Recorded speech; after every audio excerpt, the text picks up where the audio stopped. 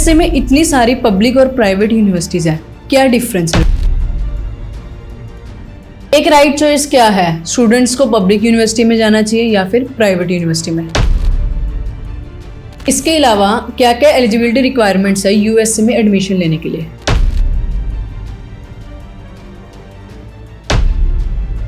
Hello everyone, आज हम podcast लेके आए हैं यूएसए के लिए। हम इस पॉडकास्ट में एक्सपर्ट के थ्रू बताएंगे कि स्टूडेंट्स को पब्लिक यूनिवर्सिटी में जाना चाहिए या फिर प्राइवेट यूनिवर्सिटी में।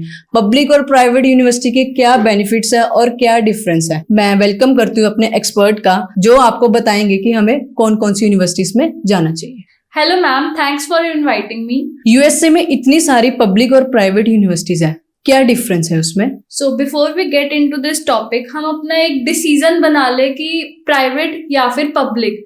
मैं आपको कुछ डिफरेंसेस बताती हूँ ताकि आप एक डिसाइड कर पाए या स्टूडेंट्स डिसाइड कर पाए कि उनको पब्लिक यूनिवर्सिटीज चूज करनी है या फिर प्राइवेट यूनिवर्सिटीज चूज करनी है। सो फर्स्ट पॉइंट जो हम डिस्कस करते हैं वो हम करते हैं सोर्स ऑफ फंड्स। सो आप सबको पता है कि फंडिंग यूएसए में सबसे इम्पोर्टेंट पार्ट है। स्टूडेंट्स को शो करने पड़ते हैं फॉर देयर ट्यूशन फीस और फॉर देयर लिविंग कॉस्ट। तो अगर हम पब्लिक यूनिवर्सिटीज की बात करें, जो पब्लिक यूनिवर्सिटीज हैं that all are state funded universities, मतलब जो उनकी फंडिंग है वो स्टेट उनको स्पॉन्सर कर रहा है। अगर हम बात करें प्राइवेट यूनिवर्सिटीज की, तो प्राइवेट यूनिवर्सिटीज के जो फंड्स हैं वो मेनली जो फंड्स है वो स्टूडेंट्स ही पे करते हैं। इनडायरेक्टली अगर हम बात करें तो प्राइवेट यूनिवर्सिटीज को स्पॉन्सर्स करते हैं खुद स्टूडेंट्स, एंड जो पब्लिक यूनिवर्सिटीज हैं that are owned by states. So this is the main difference if I talk about funding. So next अगर हम बात करें ट्यूशन फीस की, सबसे बड़ा एक टॉपिक होता है ट्यूशन फीस का। कुछ स्टूडेंट्स होते हैं जो कहते हैं कि हमें तो एक इतना ही बजट सेट है हमारा, हमें सिर्फ इतनी ही कॉस्ट में कोई यूनिवर्सिटी प्रोवाइड कर दो। तो अगर मैं इसमें बात करूं पब्लिक या फिर प्राइवेट की, तो पब्लिक यूनिवर्सिटीज की जो कॉस्ट आती है, जो ट्यूशन कॉस्ट आती है एक कोर्स के लिए, एक यूजी कोर्स के लिए या फिर एक पीजी कोर्स के लिए, तो वो बहुत कम आती है as compare to private universities. क्यों? अगेन जो पब्लिक यूनिवर्सिटीज है वो स्टेट फंडेड है, बट जो प्राइवेट यूनिवर्सिटीज है उनके फंड जो है स्टूडेंट्स के थ्रू ही जो है वो दिखाए जाते हैं। Private universities are not funded by state legislations, ठीक है, तो उनको स्टेट जो है वो फंडिंग नहीं करता है। तो ये मेन डिफरेंस आता है ट्यूशन कॉस्ट पे और फंड्स पे। नेक्स्ट अगर हम बात करें कोर्सेज की, तो कोर्सेज की अगर हम बात करें, जो पब्लिक यूनिवर्सिटीज हैं ऑटोमेटिकली वो स्टेट फंडिंग है, तो उनको गवर्नमेंट ही सब कुछ प्रोवाइड करिए। तो गवर्नमेंट ये ही चाहेगी कि जो उनकी खुद की फंडेड यूनिवर्सिटीज है उसमें कोर्सेज ज्यादा होने चाहिए as compare to private universities, and this is true. जो पब्लिक यूनिवर्सिटीज है उसमें कोर्सेज बहुत ज्यादा है as compare to private universities. Next एक बहुत बड़ा जो रोल प्ले करता है पब्लिक और प्राइवेट यूनिवर्सिटीज के डिफरेंस में, वो है आपका जो है ज्योग्राफिकल एरिया। अगर हम ज्योग्राफिकल एरिया की बात करें, जो पब्लिक यूनिवर्सिटीज हैं वो एरिया वाइज बहुत ज्यादा बड़ी होती हैं as compare to private universities, क्योंकि उनको जो लैंड, जो उनको एरिया प्रोवाइड किया जाता है वो गवर्नमेंट के थ्रू प्रोवाइड किया जाता है। जबकि जो प्राइवेट यूनिवर्सिटीज है उनको पहले अपना जो एरिया है या फिर जहाँ पे उनको यूनिवर्सिटीज बनानी है जो भी है वो अप्रूव करवाना पड़ता है फ्रॉम द गवर्नमेंट। जो स्टूडेंट है वो हमेशा यही चाहेगा कि उसका कैंपस बहुत बड़ा हो, वो एक ऐसी यूनिवर्सिटी में जाए जो देखने में भी अच्छी हो और उसमें जो आपको फैसिलिटीज प्रोवाइड की जा रही हैं वो स्टूडेंट्स के बेनिफिट्स के लिए हो। जितनी ज्यादा फैसिलिटीज होंगी उतना ज्यादा स्टूडेंट्स जो है वो अट्रैक्ट होंगे।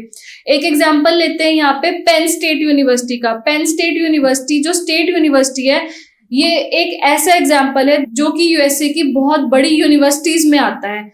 तो स्टूडेंट्स हमेशा यही चाहेंगे कि उनकी यूनिवर्सिटीज में कैफेज हो, रेस्टोरेंट्स हो, जिम्स हो या फिर उनमें लाइब्रेरीज हो जहाँ पे वो जाके अपना पढ़ सकें, या फिर ऐसी जो उनके क्लब्स हो, तो ये सब वहीं पे प्रोवाइड किया जा सकता है जहाँ पे उनके पास इतना एरिया होगा। तो अगर एरिया की बात करें, पब्लिक यूनिवर्सिटीज के पास बहुत अच्छा एरिया होता है as compare to private universities. So next difference की अगर मैं बात करूँ, quality of education, this is the most important difference जो कि एक स्टूडेंट के पूरे करियर को बनाता है, जो क्वालिटी ऑफ एजुकेशन है। तो अगर हम बात करें पब्लिक यूनिवर्सिटीज की, पब्लिक यूनिवर्सिटीज की quality of education is very very effective as compare to private university. जो पब्लिक यूनिवर्सिटीज है वो गवर्नमेंट यूनिवर्सिटीज हैं, तो उनमें क्वालिटी ऑफ एजुकेशन ऑटोमेटिकली बहुत अच्छा होगा, क्योंकि उनको अपना जो रैंक्स हैं, जो उनको अपनी जो उनका लेवल्स है वो अपने मेंटेन करके रखने हैं। वो कैसे मेंटेन होंगे? जब वहां से पढ़ के एक ऐसे अच्छे बच्चे निकलेंगे जिनको एक क्वालिटी एजुकेशन प्रोवाइड की जाएगी। बट जो प्राइवेट यूनिवर्सिटीज है उसमें थोड़ा सा क्वालिटी ऑफ एजुकेशन के साथ कॉम्प्रोमाइज किया जाता है, क्योंकि जितने फंड्स उनके पास स्टूडेंट्स के थ्रू या ऐसे आउटसोर्स करके आएंगे वो उतना ही स्पेंड कर सकते हैं एक एजुकेशन देने में स्टूडेंट्स को।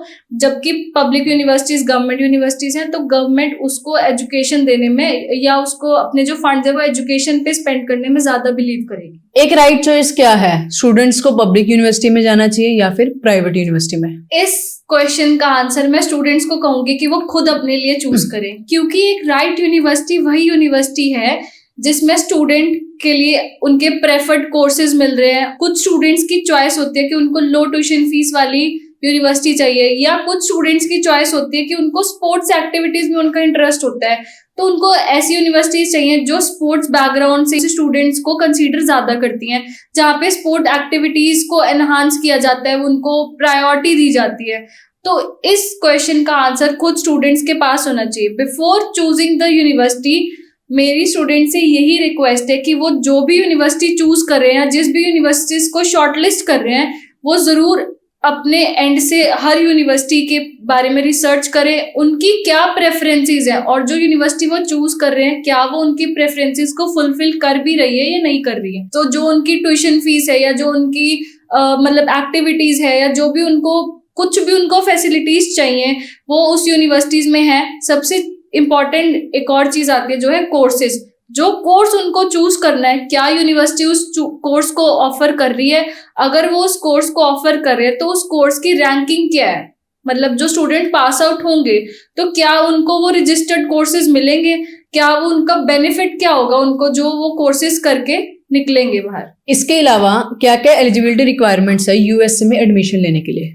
अगर हम बात करें एलिजिबिलिटी रिक्वायरमेंट्स की, तो स्टूडेंट्स को सबसे पहले तो अपनी जो उन्होंने लास्ट क्वालिफिकेशन की है वो उसके डॉक्यूमेंट सबमिट करने पड़ेंगे। जैसे कि अगर स्टूडेंट कोई यूजी कोर्स करने जा रहा है तो ऑब्वियसली लास्ट क्वालिफिकेशन उसकी 12th होगी, तो उसको 12th और उसको 10th की अपनी डीएमसीज है वो सबमिट करनी पड़ेंगी। नेक्स्ट अगर हम बात करें letter of recommendation, letter of recommendation बहुत इंपॉर्टेंट डॉक्यूमेंट है जो यूएसए की एडमिशन में चाहिए होता है। आपको अपने एकेडमिक से जो आपने जो भी किए हैं वहां से आपको LORs की रिक्वायरमेंट आती है जो कि है लेटर ऑफ रिकमेंडेशन। नेक्स्ट अगर हम बात करें statement of purpose, statement of purpose एक स्टूडेंट की एकेडमिक जो है बैकग्राउंड या फिर अगर हम बात करें एडमिशन में एक बहुत इंपॉर्टेंट रोल प्ले करता है। स्टेटमेंट ऑफ पर्पस में हर एक वो चीज लिखी होती है जो स्टूडेंट के इंटेंट को डिफाइन करती है कि वो इस यूनिवर्सिटी में क्यों जा रहा है, उसको अगर एक bachelors of IT suppose course करना है तो उसको ये कोर्स क्यों करना है, इस कोर्स का उसको क्या बेनिफिट होगा जब वो रिटर्न करेगा इंडिया या फिर जब वो रिटर्न करेगा अपनी होम कंट्री में। तो स्टेटमेंट ऑफ पर्पस एक बहुत इंपॉर्टेंट रोल प्ले करती है। इसमें आपके जो पेरेंट्स हैं या फिर जो आपके सिबलिंग्स हैं या फिर अदर स्पॉन्सर्स हैं उनकी एनुअल इनकम के बारे में बताया जाता है। तो स्टेटमेंट ऑफ पर्पस स्टूडेंट के लिए एक बहुत इंपॉर्टेंट रोल प्ले करता है उनकी एडमिशन के लिए। तो नेक्स्ट अगर हम बात करें स्टूडेंट को अगर यूजी कोर्सेज करने जाना है या फिर पीजी कोर्सेज करने जाना है तो उनको सैट या फिर GRE या फिर GMAT की रिक्वायरमेंट्स भी आ सकती हैं जो कि टॉप यूनिवर्सिटीज की रिक्वायरमेंट्स आती हैं। नेक्स्ट अगर हम बात करें language proficiency, language proficiency test भी एक इंपॉर्टेंट रोल प्ले करता है कि स्टूडेंट्स ने IELTS करी है या फिर TOEFL करी है या फिर डुओलिंगो की है या फिर PT की है, क्या उसने कौन सा लैंग्वेज प्रोफिशिएंसी टेस्ट दिया है और उसमें उसने कितना स्कोर किया है। लैंग्वेज प्रोफिशिएंसी टेस्ट एक जस्ट इसलिए होता है कि बच्चे की जो इंग्लिश प्रोफिशिएंसी वो कितना प्रोफिशिएंट है, वो कितना केपेबल है एक इंग्लिश कंट्री में जाने के लिए कि वो अपने आप को कैसे रिप्रेजेंट करेगा वहां जाके। तो ये कुछ बेसिक रिक्वायरमेंट्स हैं जो स्टूडेंट्स को फुलफिल करनी पड़ेंगी यूएसए में एडमिशन लेने से पहले। Thanks viewers, thanks for watching our podcast and stay tuned for new upcoming updates.